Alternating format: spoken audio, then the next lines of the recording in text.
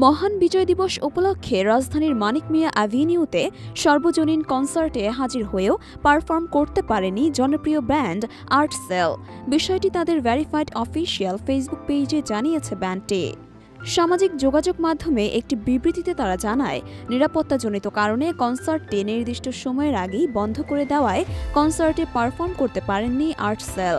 পোস্টের ক্যাপশনে তারা আরও লিখেছেন, কনসার্টে এবং স্টেজে মাত্রাতিরিক্ত লোক হয়ে যাওয়ায় নিরাপত্তাজনিত কারণে কনসার্টটি নির্দিষ্ট সময়ের আগেই বন্ধ করে দিতে বাধ্য হয়েছে অর্গানাইজাররা, যার কারণে আজকে আর্টসেল নির্ধারিত সময়ে শোতে উপস্থিত থেকেও শেষ ব্যান্ড হিসেবে পারফর্ম করতে পারেনি। আমরা অত্যন্ত দুঃখিত যে আমাদেরকে না দেখে আপনাদের ফিরে যেতে হয়েছে। সবশেষে সবার আগে বাংলাদেশ কনসার্টে সঙ্গীতপ্রেমীর বাঁধ ভাঙা মানুষের ঢল অবশ্যই ইতিবাচক।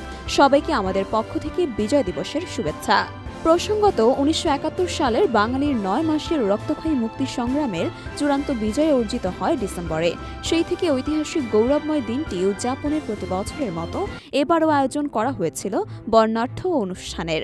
তাই বিজয় দিবস উপলক্ষে রাজধানীর বিভিন্ন স্থানে কনসার্টের আয়োজন করা হয়েছিল এদিন।